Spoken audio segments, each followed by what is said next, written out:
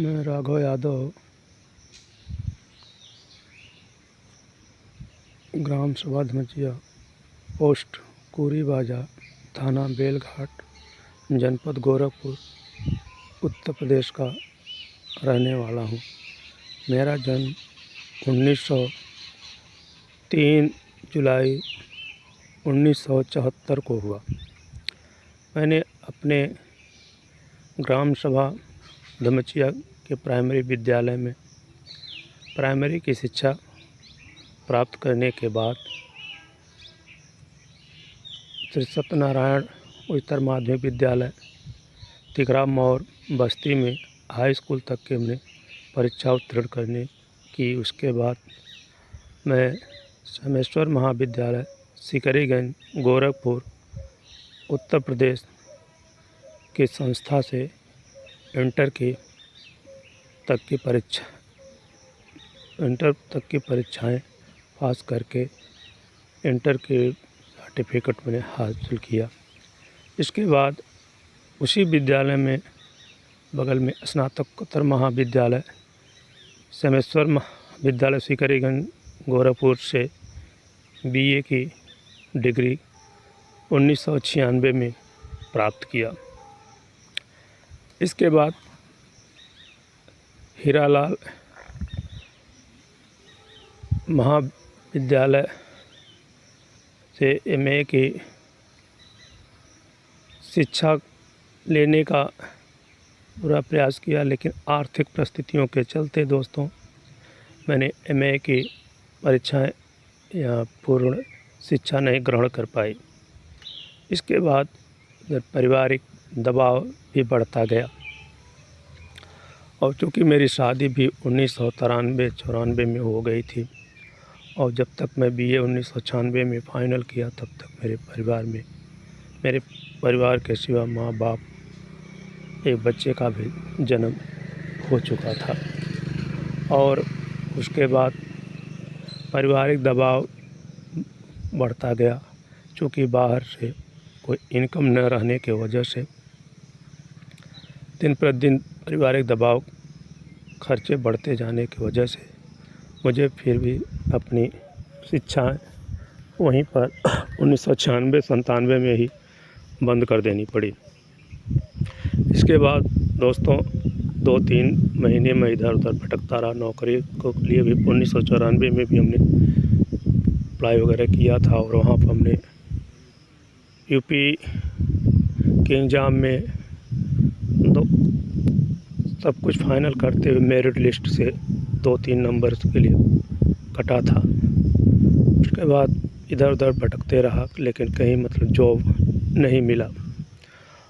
और उस समय मेरा शौक़ था क्रिकेट खेलने का दोस्तों, तो मैं क्रिकेट भी खेला करता था और अपने खुद की एक टीम भी बनाई थी और उसी टीम का कैप्टन बन के नेतृत्व भी किया था और अपने क्षेत्र में अच्छा लोकप्रियता भी हासिल किया था।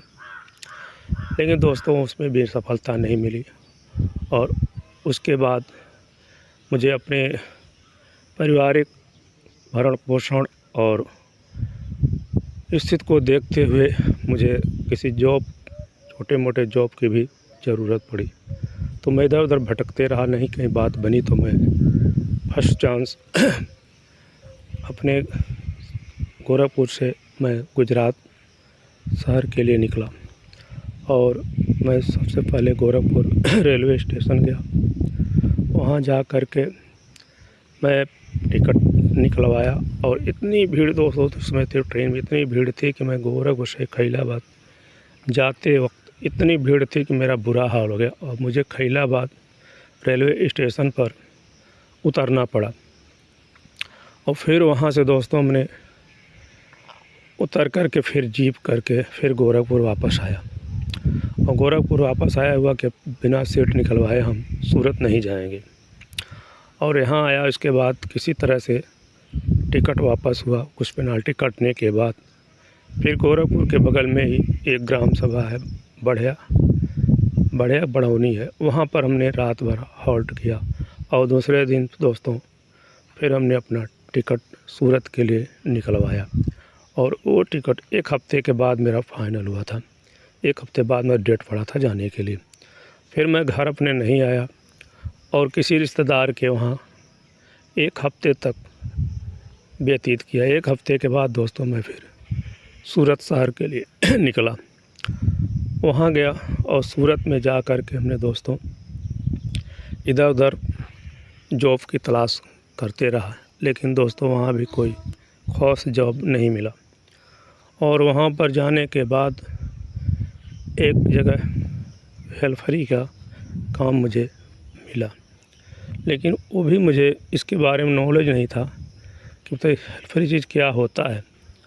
और 2-3 घंटे मतलब वहाँ काम करने के बाद मुझे ये पता चला कि हेल्परी काम में वो वज़न वगैरह भारी भारी सामान का उठाया जाता है, उधर-उधर मतलब कराया जाता है।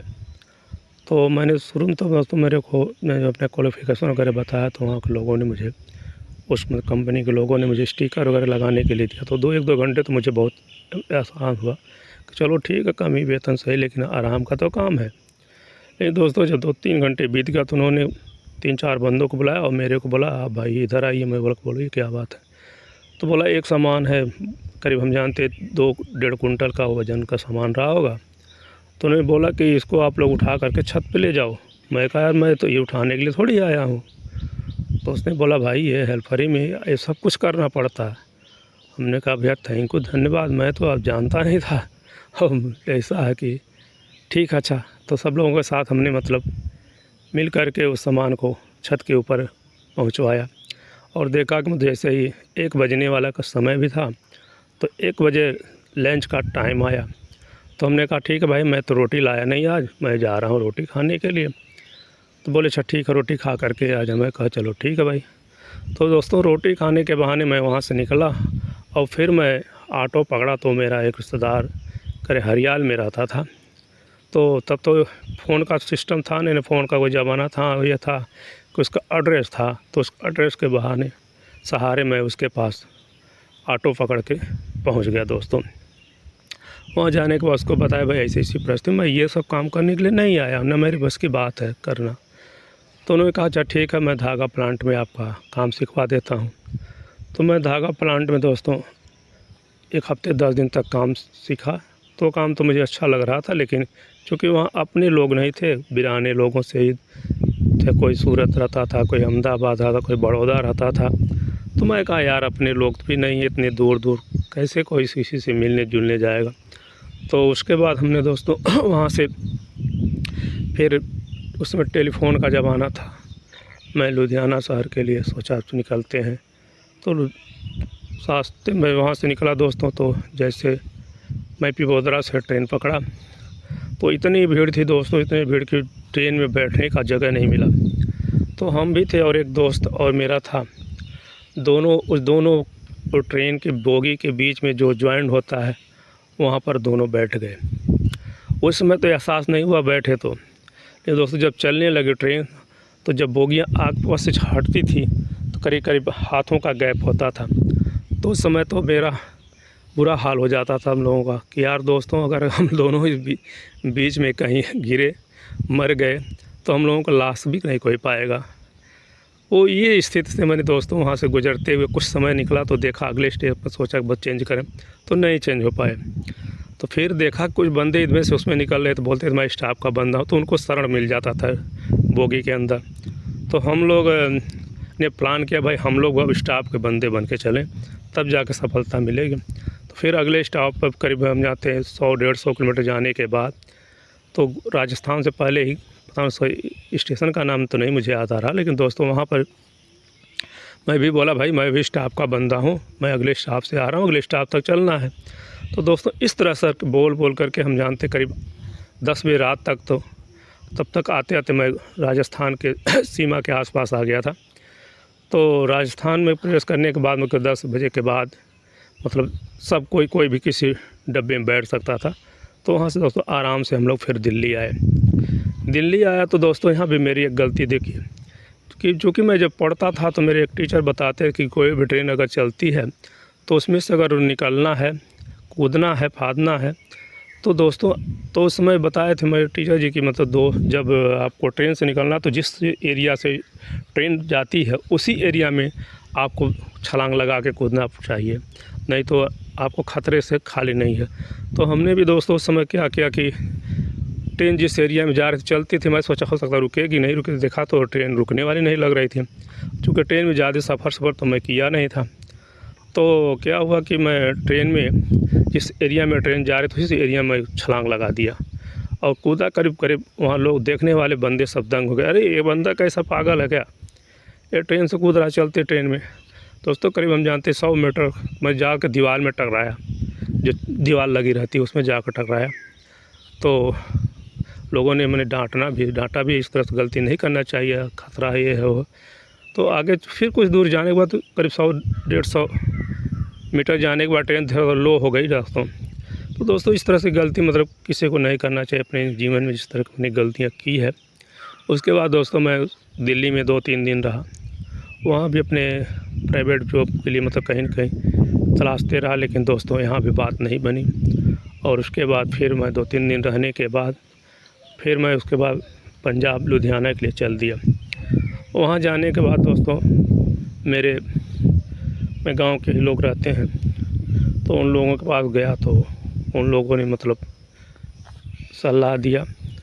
तो एक नेटिंग लाइन की कपड़े बनाने वाली कंपनी, उसमें दोस्तों उस समय मैं 2007-8 में 2000 रुपये 8 घंटे की सैलरी के आधार पर दोस्तों काम पे लगा। और आज मैं लुधियाना के शहर में इसी निटिंग लाइन में मतलब रहते हुए अपने परिवार और अपने लोगों के बीच अपनी आवश्यकता की पूर्ति छोटी मोटी जो भी है उसी छोटे जॉब से, अपना प्राइवेट जॉब से काम चल रहा है दोस्तों। तो ये तो मेरी दोस्तों ज़िंदगी की सफ़र है।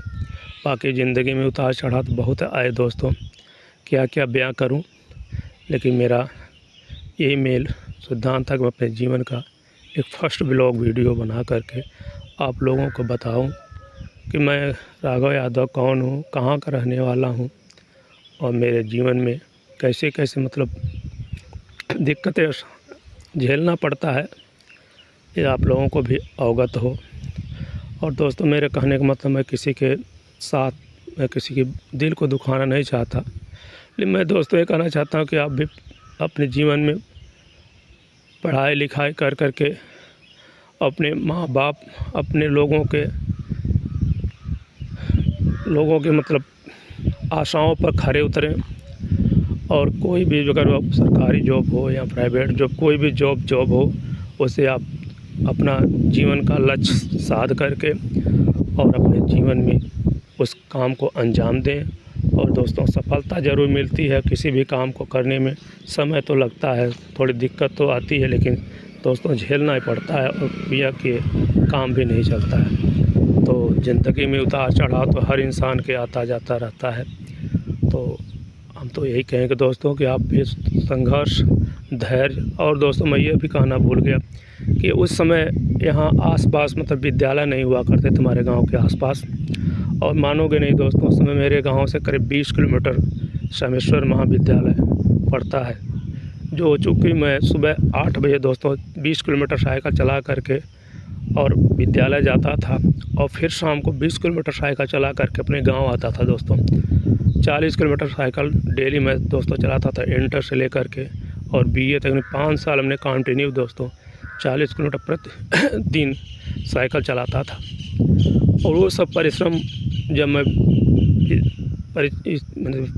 विद्यालय जाना छोड़ दिया और जॉब नहीं जब मिल रहा था दोस्तों, वो सब दिन मुझे याद आता था।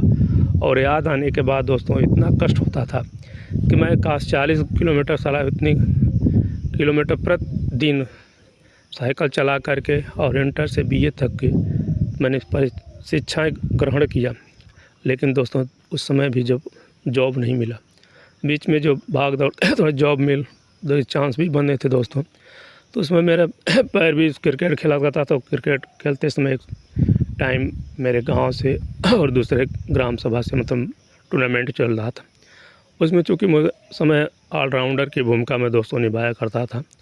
तो मैच के पहले ही गेंद लेकर चला था दोस्तों, और जैसे ही पहली गेंद डाला वो मेरा दाहिना पैर घुटने से तड़ाक दे बोल गया, और इसमें करके दोस्तों मेरे 2-3 साल मुझे मतलब बड़ी दिक्कत का सामना झेलना पड़ा। फिर मतलब धीरे-धीरे पैर मेरा ठीक हुआ, तो फिर अब भाग दौड़ करने लायक नहीं रहा उस स्थिति में, जिस स्थिति में मुझे पहले भाग दौड़ करने की प्रेरणा मिल जाती थी।